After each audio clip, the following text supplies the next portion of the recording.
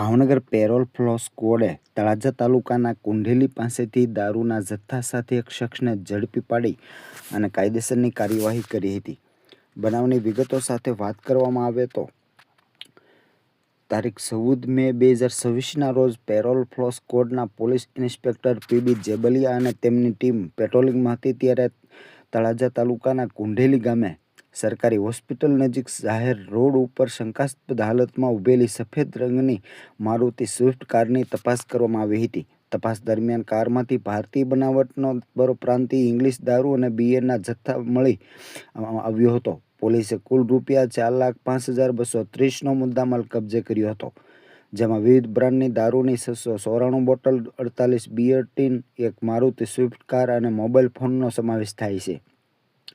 આ બનાવમાં પોલીસે હર્ષદ ભાનુભાઈ ભટ્ટ રહે ઘાંટરવાડા તાલુકો તળાજા નામના આરોપીની ધરપકડ કરી છે, જ્યારે વિજય ઉર્ફે ભૂરો ભોળાભાઈ ચુડાસમા રહે ઉખરલા તાલુકો ઘોઘા અને મુન્નાભાઈ દાનાભાઈ જાંબુચા ગામ કંટાળા હાલ ભાવનગર જેઓ ફરાર હોવાનું સામે આવ્યું છે, જેની શોધખોળ હાથ ધરવામાં આવી છે. આરોપીઓ સામે તળાજા પોલીસ સ્ટેશન ખાતે પ્રોહિબિશન એક્ટ હેઠળ ગુનો નોંધી અને આગળની કાર્યવાહી હાથ ધરી છે. આ સફળ કામગીરીમાં પોલીસ ઇન્સ્પેક્ટર પીબી જેબલિયા સાથે ભયપાલસિંહ ચુડાસમા, ચંદ્રસિંહ વાળા, બળદેવભાઈ મકવાણા, મહેશભાઈ કુવાડિયા અને પ્રજ્ઞેશભાઈ પંડ્યાએ મહત્વની ભૂમિકા ભજવી હતી.